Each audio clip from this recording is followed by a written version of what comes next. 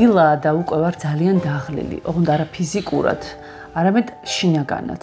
და მაქვს ისეთი განცდა, თითქოს რაღაც კედელს ვასყდები და ეს კედელი არ ირღვევა. ისევ უიმედოდ ვეძებ სამსახურს, ისევ ენთუზიაზმზე დაყრდნობით ვაკეთებ ამ ვლოგს. ზოგადად წუწუნი ძალიან არ მიყვარს. და თუ არჩევანზე მიდგება საქმე, წუწუნზე გაცილებით უფრო უკეთ, ჩხუბი გამომდის და მირჩევნია. ამ ბოლო დროს მართლა ძალიან ბევრს ვფიქრობ და პრაქტიკულად გამოსავალს ვერ პოულობ, ისევე როგორც ჩემს მდგომარეობაში მყოფი ძალიან ბევრი ადამიანი. ჩემი ყოველი დილა იწყება ყავასთან ერთად ვაკანსიების თვალიერებით. და მე ხალ მინდა გაჩვენოთ ვაკანსიების გვერდზე მედიის განყოფილებაში რა ხდება. პრაქტიკულად ჟურნალისტებისთვის ვაკანსია არ არსებობს. ჩვენთვის სივრცე დაიხურა. და მართლა ვერ ხვდები ამ სიტუაციიდან რა შეიძლება იყოს გამოსავალი. აი მოდი გაჩვენებთ. ამ შემთხვევაში მე ყველაზე ცნობილ ჯობს-ჯის გაჩვენებთ. მაგრამ სიტყვაზე უნდა მენდოთ, რომ დასაქმების სხვა საიტებზეც იგივე ვითარებაა. უკვე მექანიკურად ვაკეთებ ამას, ხსნი მედიის განყოფილებას და ველოდების შედეგს.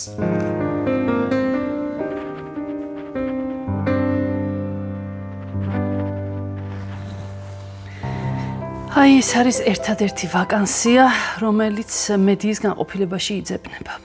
სხვათა შორის ვლოგის კეთება, როდესაც დავიწყე, აი ვერაფრით ვერ წარმოვიდგენდი, თუ ამხელა დატვირთვა იყო ეს და თუ გამიჯნა აბსოლუტურად შეუძლებელი იქნებოდა ჩემი საქმიანობის და ჩემი ცხოვრების. პრაქტიკულად 24 საათიან რეჟიმში მუშაობ. ეს აღმოჩნდა საკმაოდ დამღლელი რუტინა და სამ ბავშვთან ერთად ამ ყველაფერთან გამკლავება თან კიდევ ერთხელ ვიმეორებ, რომ ეს ყველაფერი ხდება ენთუზიაზმზე დაყრდნობით. და როდესაც ვიღაც ესეთი ენამწარე მიწერს, რომ ვიღაც ამაში ფულს მიხდის. მაგ დროს მაქვს განცდა, რომ ხომ არ ჯობს რაღაც ხელები ჩამოვუშვა და დავნებდე. მაგრამ აქვე მინდა გითხრათ, რომ იწერება უამრავი ძალიან გამამხნევებელი კომენტარი ჩემთვის, ვიღებ ძალიან თბილ მესიჯებს. და ამ შეტყობინებებში იკითხება, რომ ქალებს ნამდვილად ჭირდებათ ამ თემებზე ხმამაღლა საუბარი.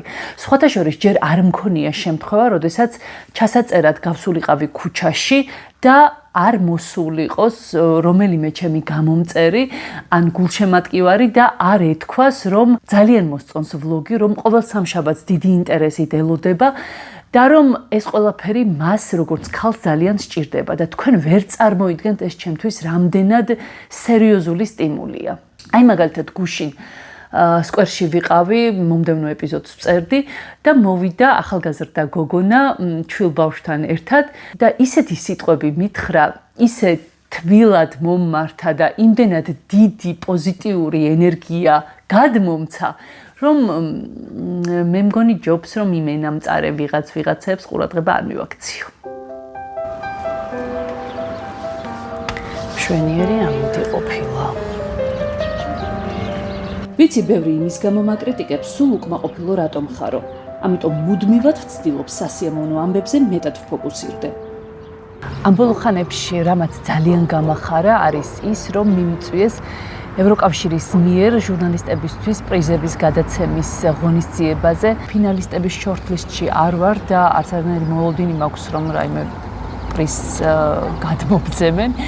თუმცა მაინც ძალიან მნიშვნელოვანი და საჭიროა ჩემთვის რამდენიმე თვიანი პაუზის შემდეგ, პროფესიასთან ჩამოშორების შემდეგ ჩემს კოლეგებთან კომუნიკაცია. როდესაც ნახულობ იმ ადამიანებს, ვინც დაახლოებით შენს დღეშია, ან შეიძლება ხვალ აღმოჩნდეს შენს დღეში და მათთან გაკავშირებს საერთო ღირებულებები, საერთო ინტერესები, ეს მაინც არის ჩემთვის სერიოზული შვება. ყოველდღიური რუტინიდან თავის დაღწევის ერთ-ერთი გზა. ასე რომ აუცილებლად წავა. ანას სიმღერის წრეზე აგვიანდება და ცოტა უნდა ვიჩქაროთ.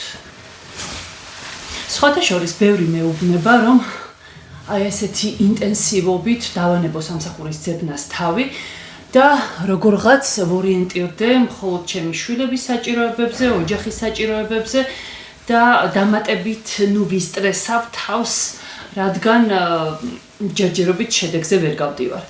თუმცა იცით რა შეასაქმე?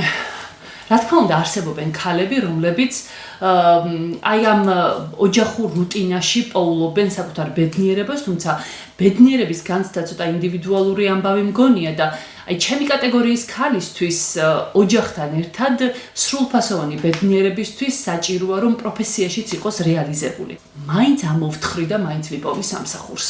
რადგან ამის გარეშე მე არ ვარ.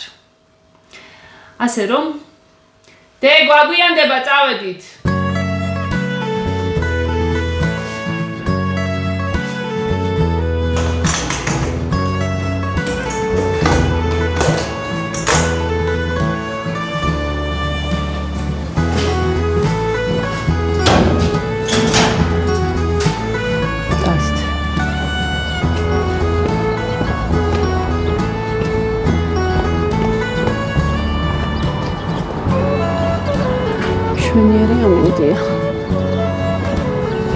ძალიან მაინტერესებდა ჩემი შვილების აზრი მუდმივად სახლიდან გასული დედის მოულოდნელ და სრული განაკვეთით სახლში დაჯდომასთან დაკავშირებით. ახსად გააჩერა ანა როგორ გერჩივნა რომ მუშაობდი და სახლში არ გხვდებოდი თუ ახლა რომ მზივარ სახლში და გელოდები ხოლმე სახლში გხვდები საჭმელს გიმზადებ და ასე შემდეგ. როგორ ჯობდა? როდესაც სამსახურში იყავი. როდო ვითომ? იმ დროს სახლში მარტო დარჩენა ბევრად მირჩევნია. მელაპარაკი ახლა ამას. ქალებო, არავის თქვენი მსხვერპლს შეწირვა არ ჭირდება. ხედავთ რა მითხრა? კაი დედა. გავითვალისწინებ და მე შენი წუწუნი არ გავიგო. ამასობაში ამ შანსს ხელიდან ვერ გავუშვებ. ჩემთვის ჩუმად ჩამოვჯდები და რამდენიმე წუთით მაინც მოვუსმენ.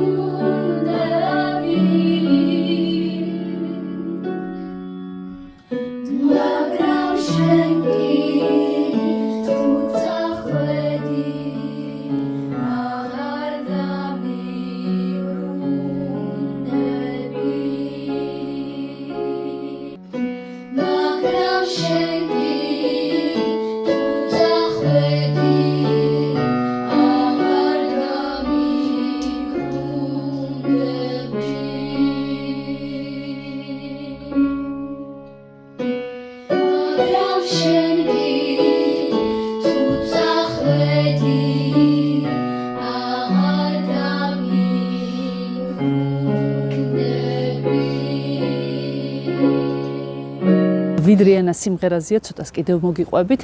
სხვათა შორის მისი ეს განცხადება იმასთან დაკავშირებით, რომ სულაც არ უნდა დედა სახლში იყოს, ცოტა მოულოდნელი იყო ჩემთვის. დაახლოებით იგივე რეაქცია მივიღე, როცა ამას წინათ ვკითხე სანდროს, როგორ გერჩივნა მეთქი დედა სახლში რომ გხვდება, ძირითადად თუ მაინც ჯობს რომ დედა იმუშაოსო და მითხრა ჯობს დედამ იმუშაოსო და შოკოლადები მომიტანოსო. დედის სახლში მეტად ყოფნა ნიშნავს ნაკლებ შოკოლადს. ასე რომ სულაც არ არის მისი სახლში ჯდომა საჭირო. არ ვიცი ახლა ჩემი შვილები ფიქრობენ ასე თუ თქვენი შვილებიც იგივე აზრზე არიან. კითხეთ მაინც არ გაინტერესებთ? რა მამამ თეკლას გავუვლიო? კი. ახლა ანას სახლში მივიყვან, ვაჭმევ და მეც უცებ გავემზადები. ევროკავშირის მიერ ორგანიზებულ ღონისძიებაზე ყოველ დღე კი არ მიწვევენ. ეს ის შემთხვევაა, როცა თვეების უნახავ კოლეგებთან დალაპარაკებას და ემოციების გაცვლას შევძლებ იმ ყველაფერზე, რაც ჩვენს თავს ხდება. რა თქმა უნდა, მაგვიანდება და რა თქმა უნდა, საცობში ვარ.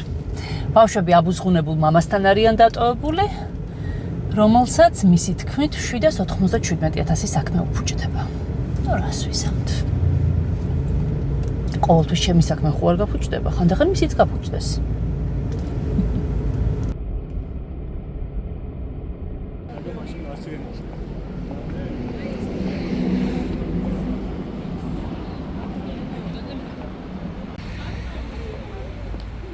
საცობის მიუხედავად ჟურნალისტების ნაწილს მაინც დავასწარი. ცოტა ადრე მოვედი. Celebrating the fundamental role journalists play in all our societies. ოფიციალური მისალმების შემდეგ მალევე საუკეთესო ავტორების დაჯილდოებაც დაიწყო. ყველა ჟურნალისტი და ყველა ის ნაშრომი, რომელმაც ევროკავშირის პრიზი დაიმსახურა, ნამდვილად იმსახურებდა გამარჯვებას.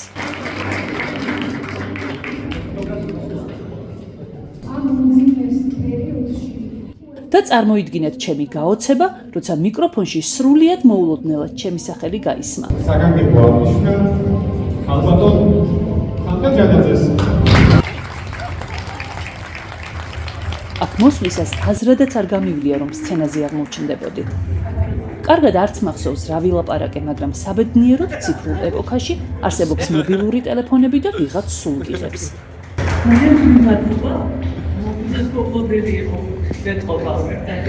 მე ვარ ჟურნალისტი, რომელსაც ხელისუფლებამ წაართვა პროფესია, მაგრამ ვერ წაართვა მეორე სტატუსი. ჯერდობა და ჟურნალისტი ვიქნებოდი, თორემ ვერ გამოვაგებდი რამე ჟურნალისტურს, მაგალითად მოხს ჩემი ავტანები ოჯახი.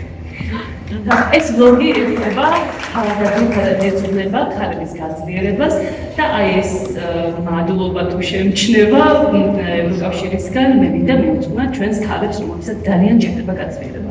დიდი მადლობა.